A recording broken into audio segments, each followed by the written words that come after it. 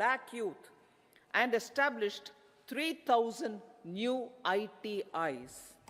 A large number of institutions of higher learning, namely 7 IITs, 16 triple ITs, 7 IIMs, 15 AIMS, and 390 universities have been set up. PM Mudra Yojana has sanctioned 43 crore loans aggregating to 22.5 lakh crores of rupees for entrepreneurial aspirations of our youth. Besides that, Fund of Funds, Startup India, and Startup Credit Guarantee schemes are assisting our youth. They are also becoming Rozgar Data. The country is proud of our youth scaling new heights in sports. The highest ever medal tally in Asian Games and Asian Para Games in 2023 reflects a high confidence level.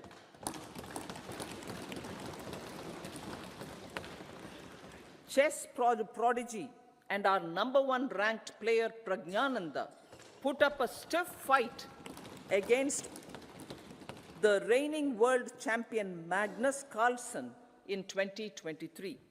Today, India has over 80 chess grandmasters compared to little over 20 in 2010. Momentum for Nari Shakti. The empowerment of women through entrepreneurship, ease of living, and dignity for them has gained momentum in these 10 years.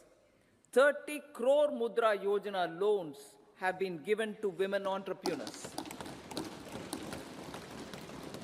Female enrollment in higher education has gone up by 28% in 10 years. In STEM courses, girls and women constitute 43% of enrollment, one of the highest in the world. All these measures are getting reflected in the increasing participation of women in workforce. Making triple talaq illegal, reservation of 1/3 seats for women in the Lok Sabha and state assemblies, and giving over 70% houses under PM Awas Yojana in rural areas to women, and giving over 70% houses under PM Awas Yojana in rural areas to women as sole or joint owners have enhanced their dignity. Exemplary track record of governance, development, and performance. Besides delivering on high growth in terms of gross domestic product, the government is equally focused on a more comprehensive GDP, that is, governance, development, and performance. Our government has provided transparent, accountable, people-centric, and prompt, trust-based administration with citizen-first and minimum government, maximum governance approach. The impact of all-round development is discernible in all sectors. There is macroeconomic stability, including in the external sector. Investments are robust. The economy is doing well. People are living better and earning better, with even greater aspirations for future. Average real income of the people has increased by 50%. Inflation is moderate. People are getting empowered, equipped, and enabled to pursue their aspirations. There is effective and timely delivery of programs and of large projects. Economic management. The multi-pronged economic management over the past 10 years has complemented people-centric, inclusive development. Following are some of the major elements. 1. All forms of infrastructure, physical, digital, or social, are being built in record time. Number two, all parts of the country are becoming active participants in economic growth. Number three, digital public infrastructure, a new factor of production as if in the 21st century, is instrumental in formalization of the economy. Number four, goods and services tax has enabled one nation, one market, one tax. Tax reforms have led to deepening and widening of tax base. Number five, strengthening of the financial sector has helped in making savings, credit, and investments more efficient. Number six, GIFT, IFSC, and the Unified Regulatory Authority, IFSCA, are creating a robust gateway for global capital and financial services for the economy. Number seven, proactive inflation management has helped keep inflation within the policy band. Now, the global context, Honorable Speaker, sir. Geopolitically, global affairs are becoming more complex and challenging with wars and conflicts. Globalization is being redefined with reshoring and friendshoring, disruption and fragmentation of supply chains, and competition for critical minerals and technologies. A new world order is emerging after the COVID pandemic. India assumed the G20 presidency during very difficult times for the world.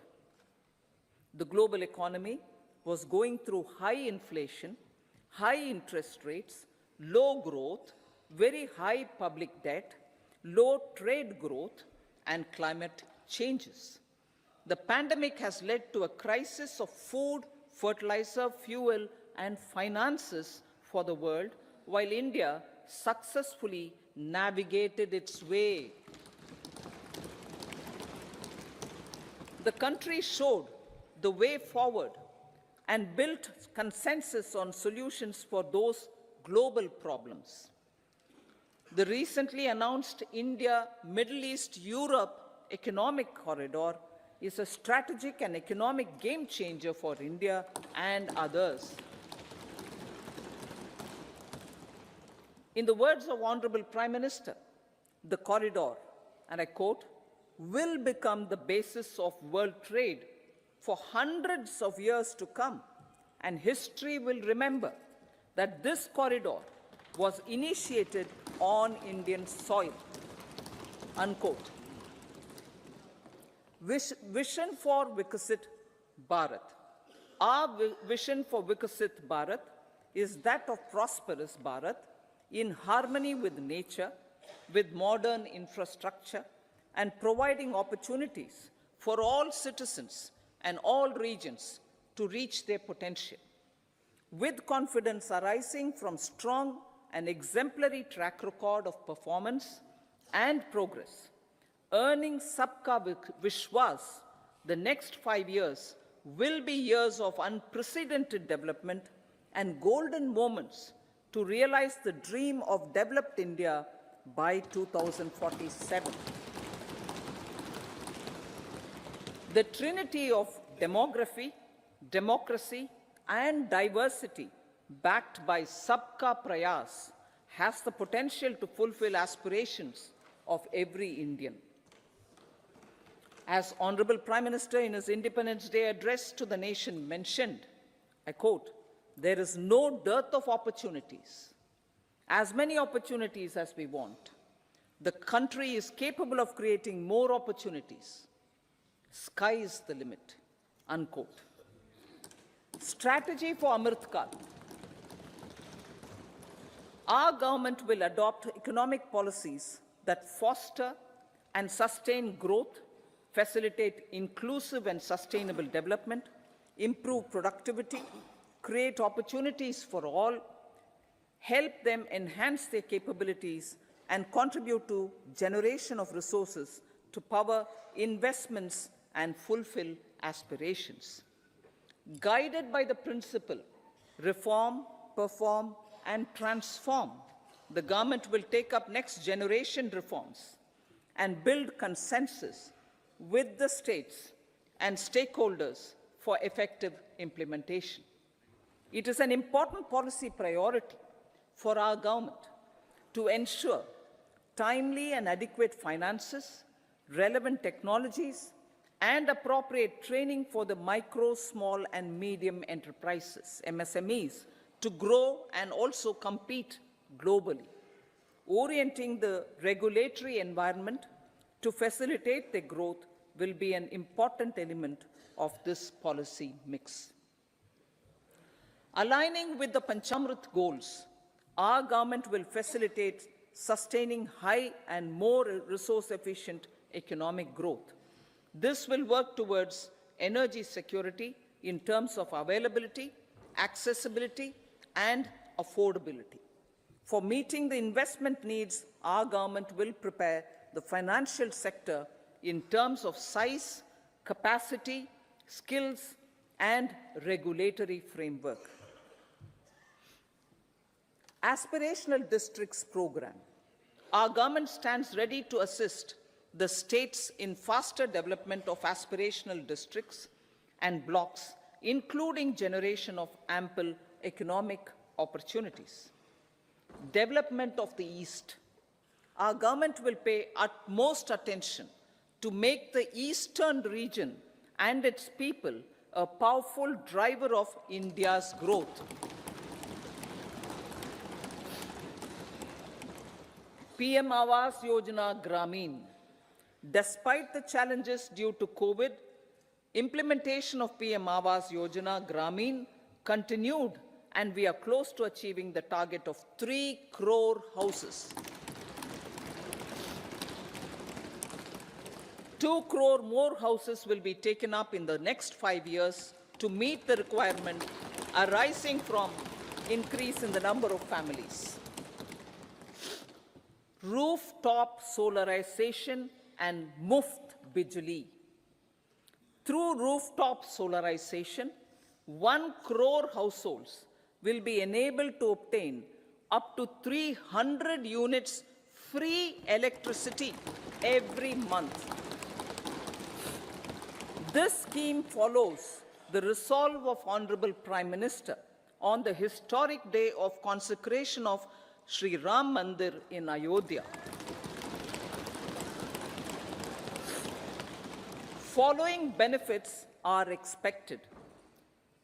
Savings up to 15 to 18,000 rupees annually for households from free solar electricity and selling the surplus to the distribution companies. Charging of electric vehicles. Entrepreneurship opportunities for a large number of vendors for supply and installation. Employment opportunities for the youth, technical skills in manufacturing, installation, and maintenance. Housing for middle class. Our government will launch a scheme to help deserving sections of the middle class, and I quote from Honorable Prime Minister's words, living in rented houses, or slums, or chawls, and unauthorized colonies, unquote, to buy or build their own houses.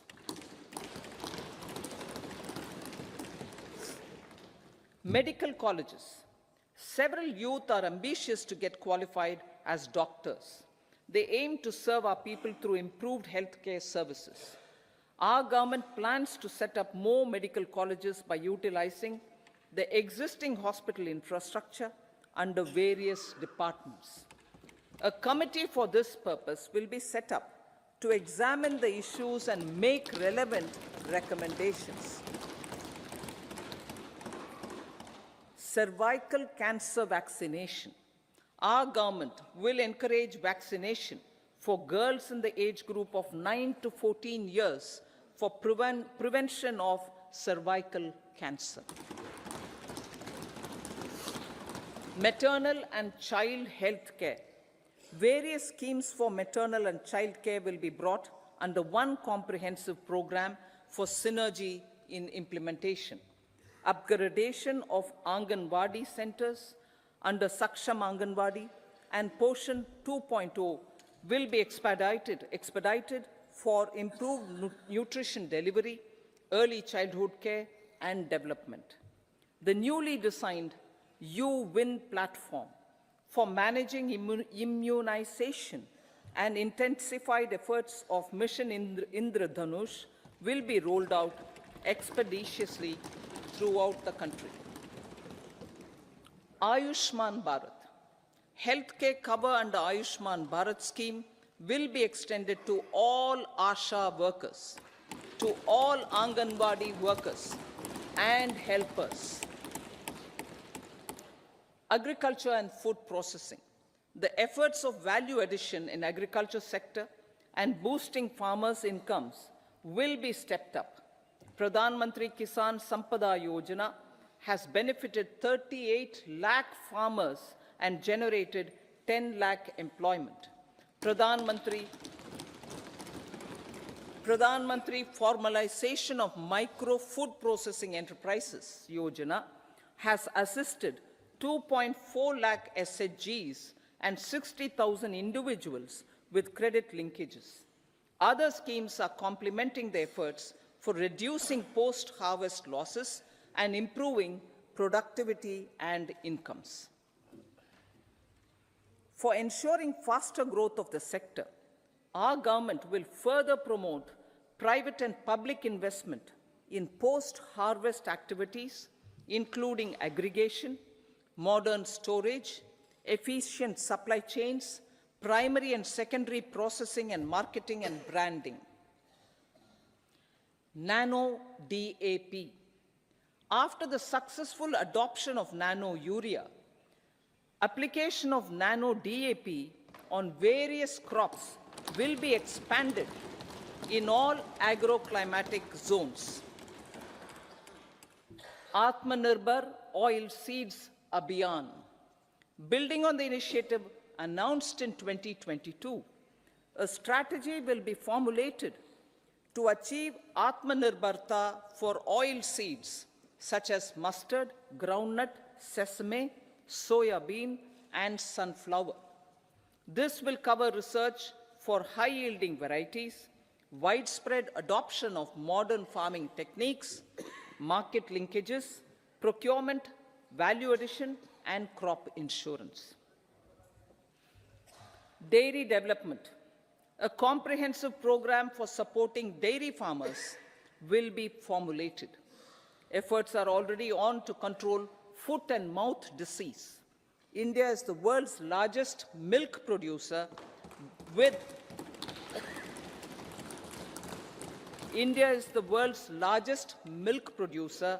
but with low productivity of milch animals. The program will be built on the success of existing schemes such as Rashtriya Gokul Mission, National Livestock Mission, and infrastructure development funds for dairy processing and animal husbandry. Matsya Sampada. It was our government which set up a separate department for fisheries, realizing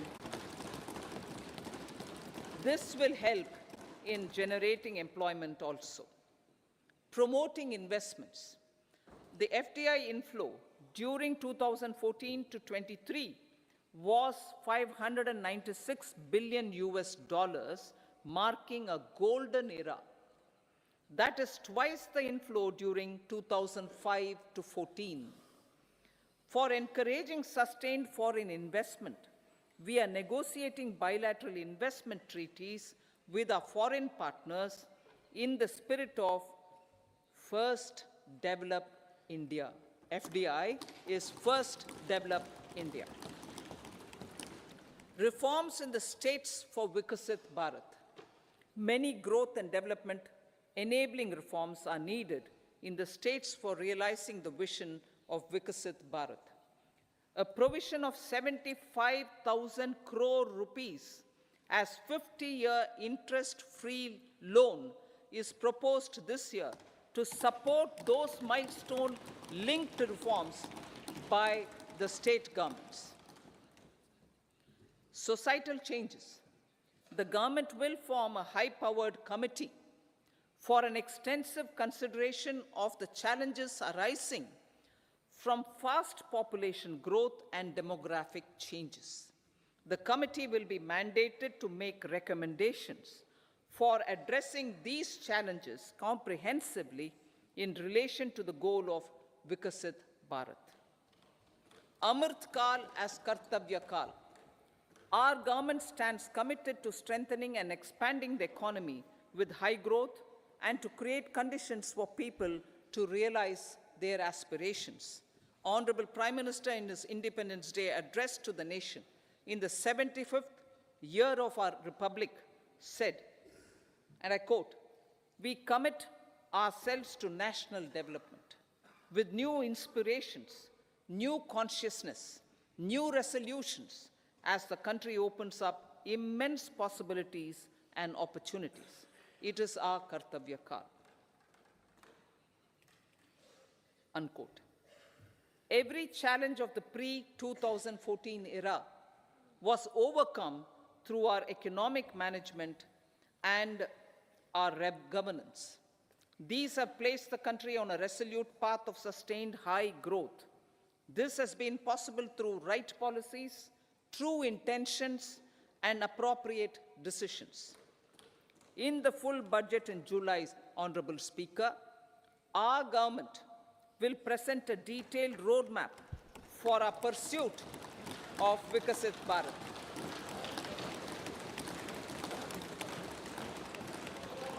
Revised estimates of 2023-24. The revised estimate of the total receipts other than borrowings is 27.56 lakh crores of rupees, of which the tax receipts are 23.24 lakh crore rupees. The revised estimate of total expenditure is 44.90 lakh crore rupees. The revenue receipts at 30.3 lakh crore rupees are expected to be higher than the budget estimate, reflecting strong growth momentum and formalization in the economy. The revised estimate of the fiscal deficit is 5.8% of GDP, improving on the budget estimate, notwithstanding moderation in the nominal growth estimates. Budget estimates for 2024-25. Coming to the year 2024-25, the total receipts other than borrowings and total expenditure are estimated at 30.80 and 47.66 lakh crore rupees respectively. The tax receipts are estimated at 26.02 lakh crore rupees. The scheme of 50-year interest-free loan for capital expenditure to states will be continued this year with an outlay of 1.3 lakh crore rupees. We continue on the path of fiscal consolidation, as announced in my budget speech of 2021-22, to reduce fiscal deficit below 4.5% by 25-26. The fiscal deficit in 2024-25 is estimated to be 5.1% of GDP, adhering to that path. So the gross and net market borrowings through dated securities during 24-25 are estimated at 14.13 lakh crore rupees and 11.75 lakh crore respectively. Both will be less than that in 23-24. Now that the private investments are happening at scale, the lower borrowings by the central government will facilitate larger availability of credit for the private sector. Vote on account. I'll be seeking vote on account approval of the Parliament through the appropriation bill for a part of the financial year 2024-25. I will now move to Part B. Honorable Speaker, sir, over the last 10 years, the direct tax collections have more than trebled and the return filers swelled 2.4 times. I would like to assure the taxpayers that their contributions have been used wisely for the development of the country and welfare of its people. I appreciate the taxpayers for their continued support. The government has reduced and rationalized tax rates. Under the new tax scheme, there is now no tax liability for taxpayers with income up to 7 lakh rupees, up from 2.2 lakh rupees in the financial year 2013-14. The threshold for presumptive taxation for retail businesses was increased from 2 crores to 3 crores. Similarly, the threshold for professionals eligible for presumptive taxation was increased from 50 lakh rupees to 75 lakh rupees. Also, corporate tax rate was decreased from 30% to 22% for existing domestic companies and to 15% for certain new manufacturing companies. Honorable Speaker, sir, in the last 5 years, our focus has been to improve taxpayer services. The age-old jurisdiction-based assessment system was transformed with the introduction of faceless assessment and appeal, thereby imparting greater efficiency, transparency, and accountability. Introduction of updated income tax returns, a new Form 26AS, and pre-filling of tax returns have made filing of tax returns simpler and easier. Average processing time of returns has been reduced from 93 days in the year 2013-14 to a mere 10 days this year, thereby making refunds faster. Indirect taxation. By unifying the highly fragmented indirect tax regime in India, the GST has reduced the compliance burden on trade and industry. The industry has acknowledged the benefits of GST. According to a recent survey conducted by a leading consulting firm, 94% of industry leaders view the transition to GST as largely positive. According to 80% of the respondents, it has led to supply chain optimization, as elimination of tax arbitrage and octroi has resulted in disbanding of checkposts at the state and city boundaries. At the same time, tax base of GST more than doubled, and the average monthly gross GST collection has almost doubled to 1.66 lakh crores this year. States too have benefited. States' SGST revenue, including compensation released to states in the post-GST period of 2017-18 to 2022-23, has achieved a buoyancy of 1.22. In contrast, the tax buoyancy of state revenues from subsumed taxes in the pre-GST 4-year period of 2012-13 to 2015-16 was a mere 0.72. The biggest beneficiaries are consumers, as reduction in logistic cost and taxes have brought down prices of most goods and services.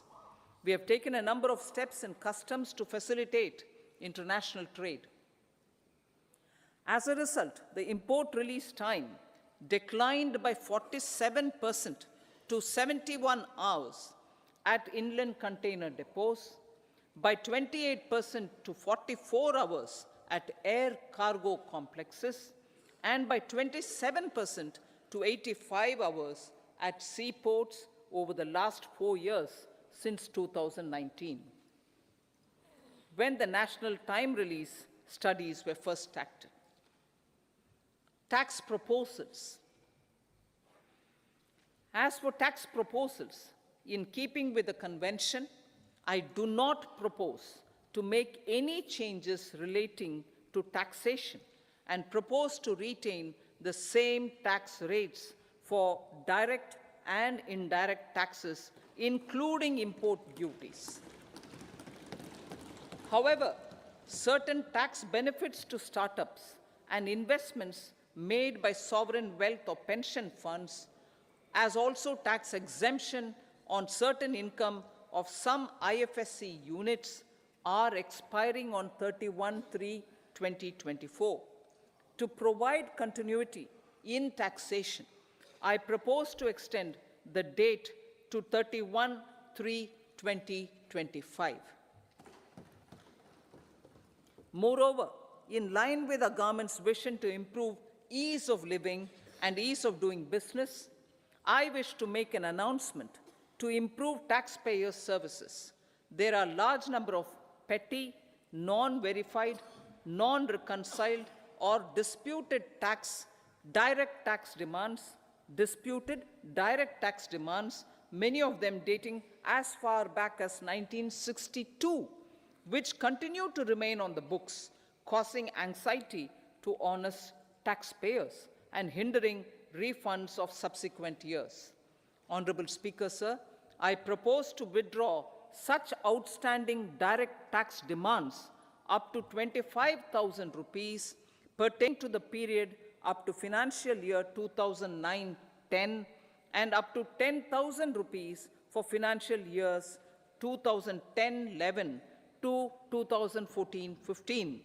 This is expected to benefit about 1 crore taxpayers. 1 crore taxpayers would benefit out of this.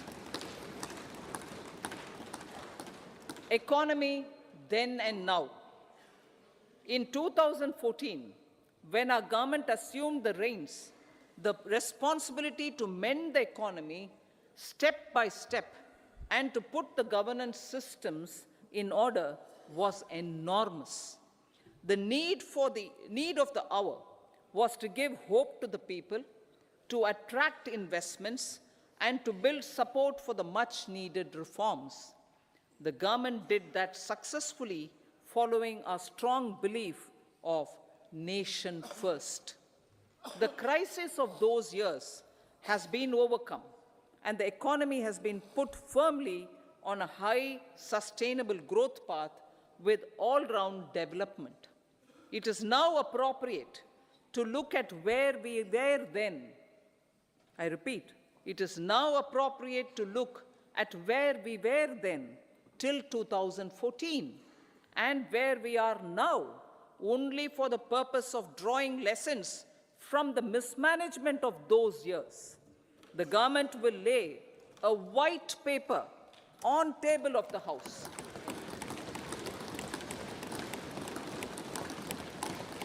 The exemplary track record of governance, development, and performance, effective delivery, and Jan Kalyan has given the government trust, confidence, and blessings of the people to realize whatever it takes, the goal of Vikasit Bharat, with good intentions, true dedication, and hard work in the coming years and decades.